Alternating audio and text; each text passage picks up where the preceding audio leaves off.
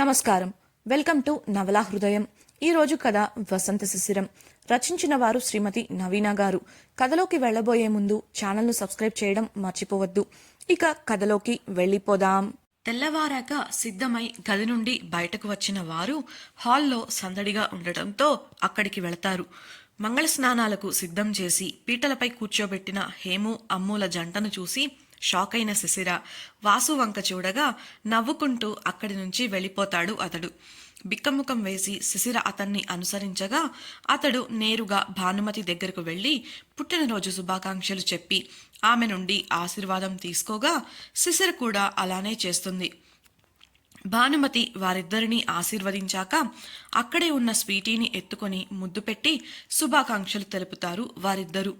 మంగళ స్నానాల కార్యక్రమం మొదలు కావడంతో అంతా చేరి హేమంత్ అమూల్యలకు సంతోషంగా మంగళ స్నానాలు చేయిస్తారు. అందరి నవ్వులతో ఆ ప్రదేశం నందనవనంలా ఉంటుంది. అంతా అయ్యాక పీటల మీద నుంచి లేచిన జంటని వెళ్ళి స్నానం చేసి రమ్మనడంతో మెట్ల వైపు కదులుతారు.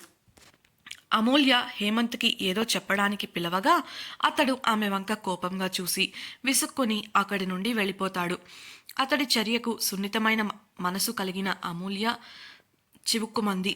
బాధతో కంట్లో నీళ్లు చేరగా మౌనంగా తన గదికి వెళ్ళిపోయింది. ఇదంతా అక్కడ ఉన్న ఎవరికీ తెలియనప్పటికీ శిశిర మాత్రం వారిని గమనిస్తూనే ఉంది.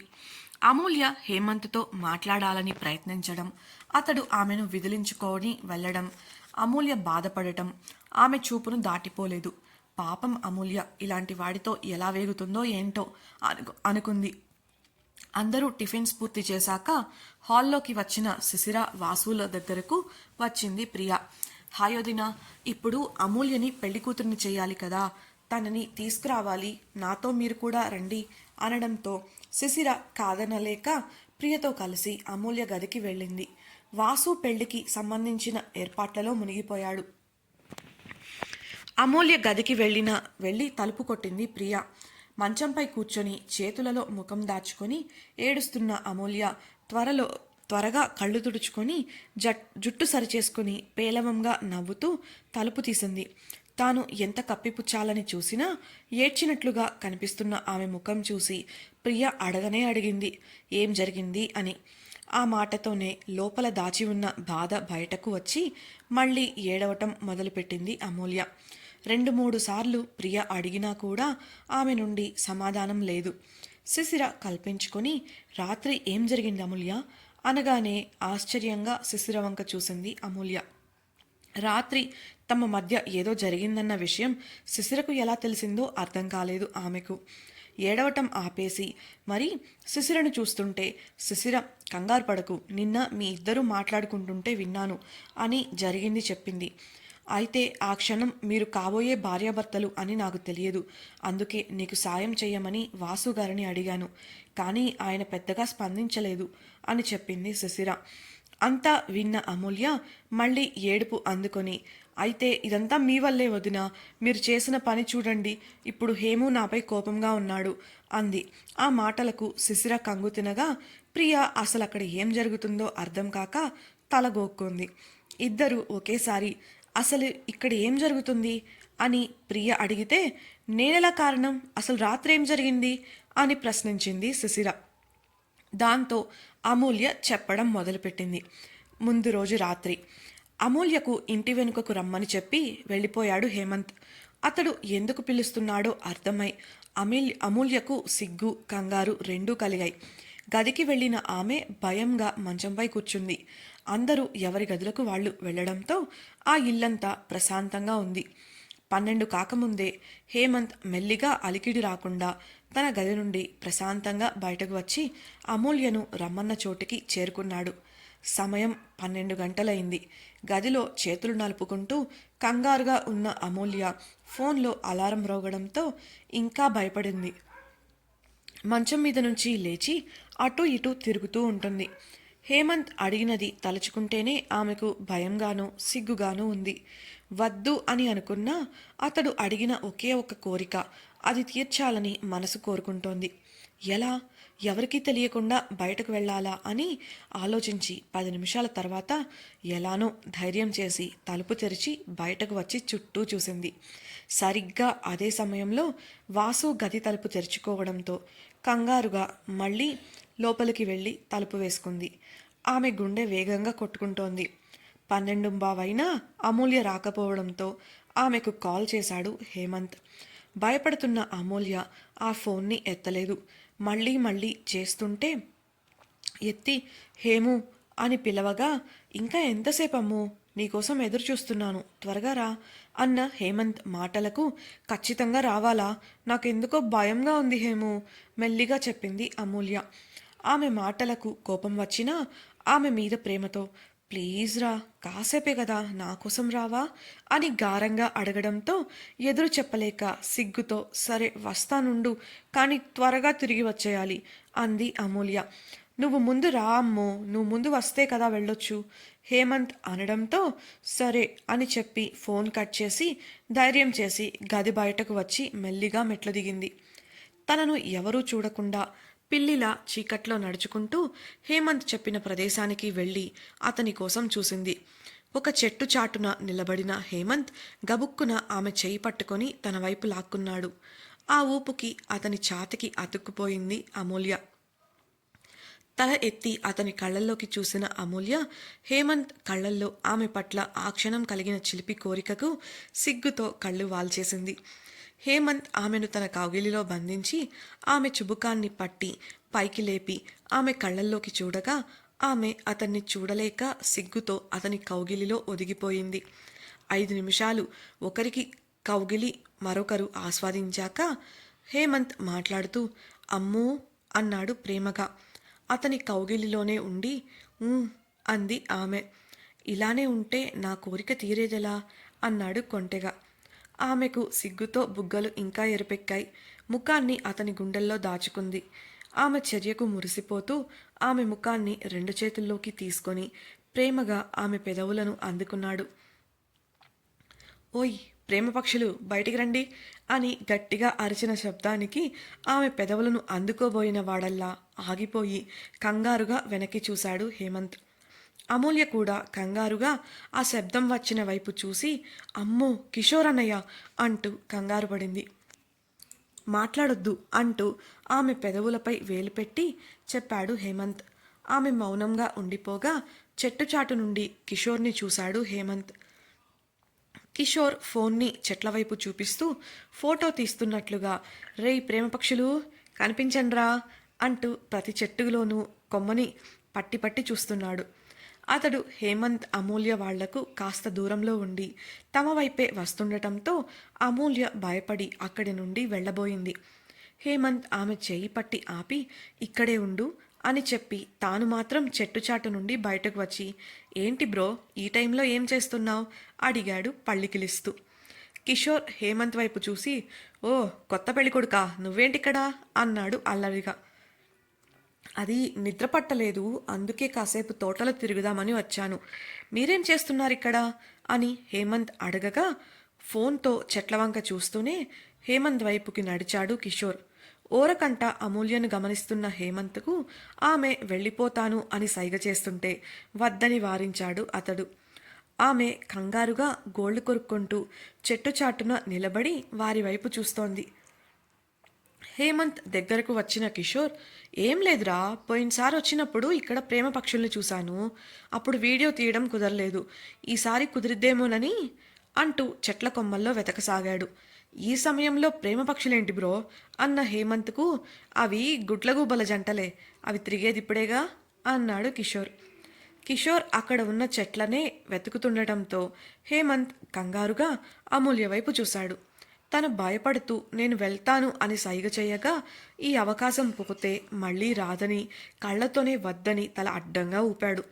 కిషోర్తో ఆ గుడ్లగూపలు వచ్చినట్లు లేవు, నేను వచ్చి చాలాసేపు అయింది కదా, కనబడలేదు బ్రో అన్నాడు త్వరగా కిషోర్ని పంపించేద్దాం అన్న ఉద్దేశంతో. అయినా పర్లేదు, ఇవాళ వాటి వీడియో తీయాల్సిందే, యూట్యూబ్లో పెట్టాల్సిందే, అందుకోసం ఎదురు చుట్టానికి కూడా నేను వెనకాడను అని చెప్పి వెతకడం కోసం అమూల్య దాక్కున్న చెట్టు వైపుకు నడిచాడు కిషోర్. హేమంత్ కంగారుగా బ్రో అని అరిచాడు. ఉలిక్కిపడి ఆగిపోయిన కిషోర్ వెనక్కు తిరగగా వేరే వైపు చూపిస్తూ అదిగో అక్కడేదో శబ్దం వస్తుంది చూడండి అన్నాడు హేమంత్. కిషోర్ వెన్ను తట్టుకుంటూ దానికి ఇంతలా ఎవరైనా అరుస్తారా, అది ఈ సమయంలో అని విసుక్కుంటూ హేమంత్ చూపించిన వైపుకి వెళ్ళి కొమ్మల్లో వెతుకుతున్నట్లే ఓరకంట హేమంత్ని గమనించాడు కిషోర్.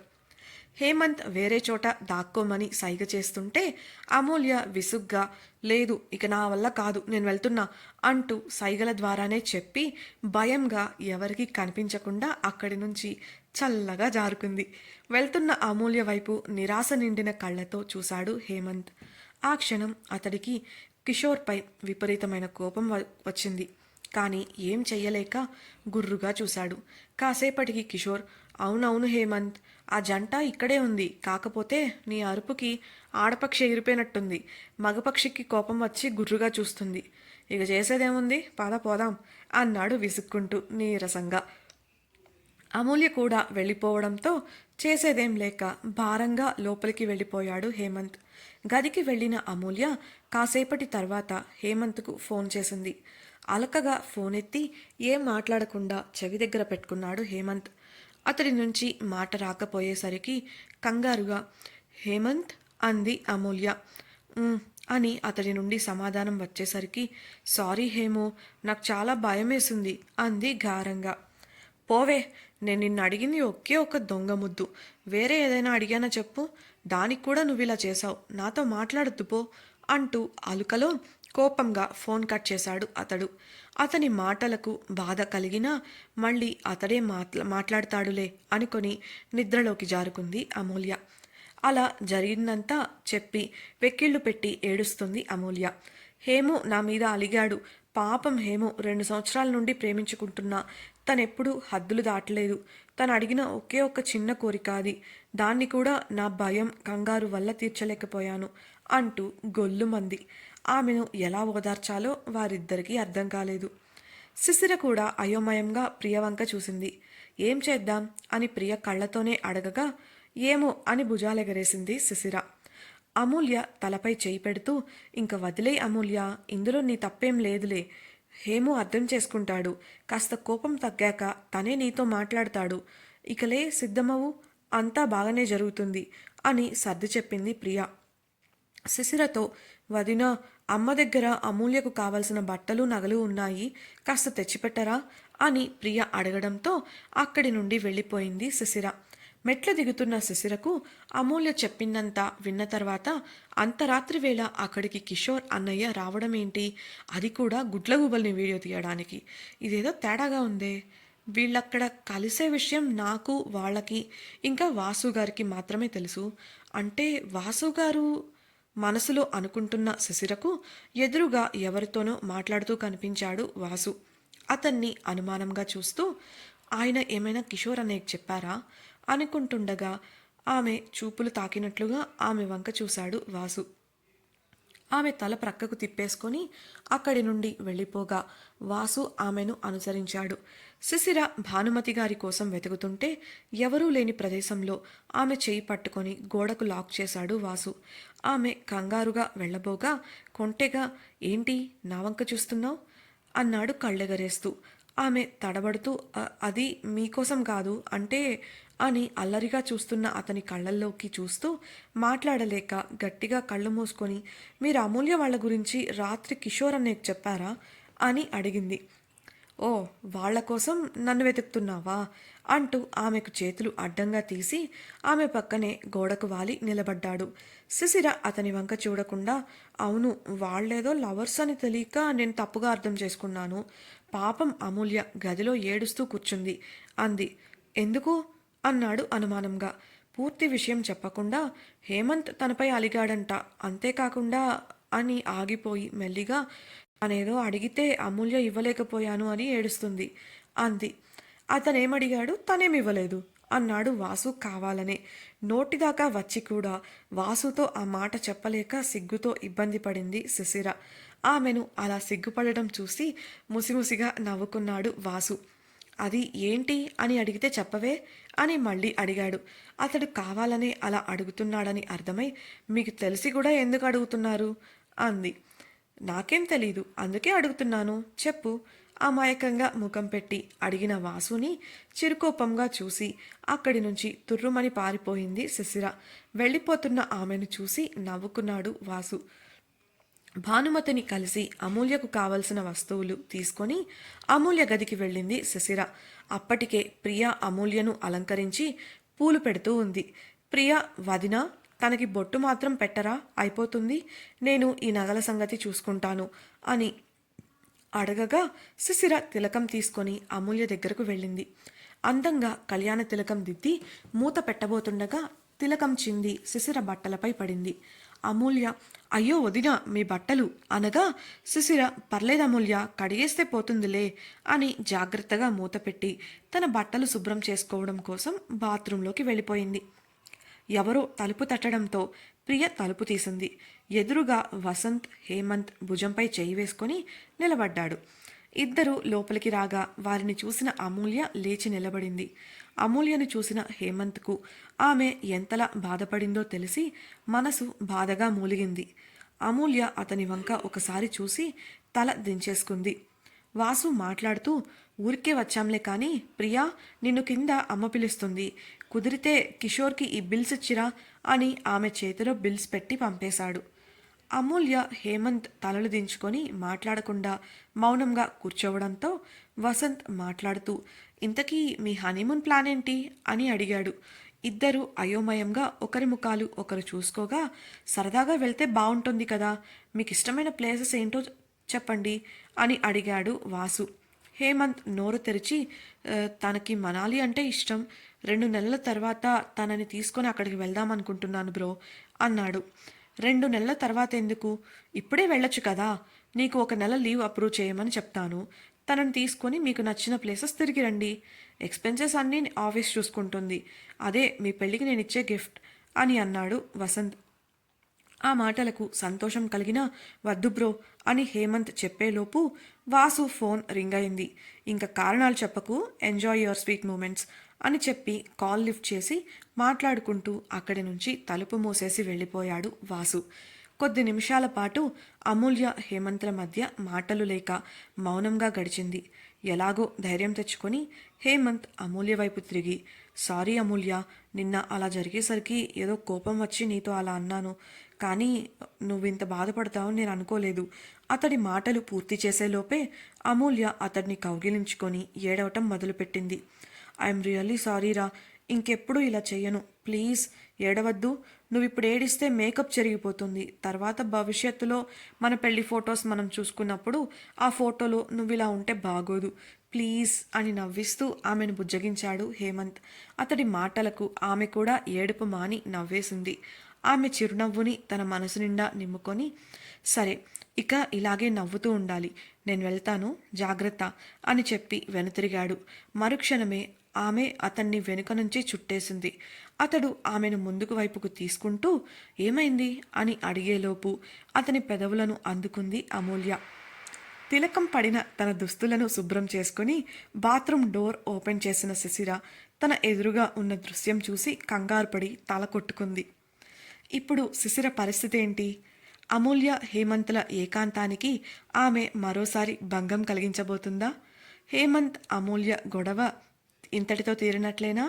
అత్తగారి ఇంటి వేడుకలో శిశిర ఎదుర్కోబోతున్న సమస్యలు ఏంటి తెలుసుకోవాలనుందా? అయితే తప్పకుండా మన ఛానల్ను సబ్స్క్రైబ్ చేసి వసంత శిశిరం రాబోయే ఎపిసోడ్స్ని వినేయండి.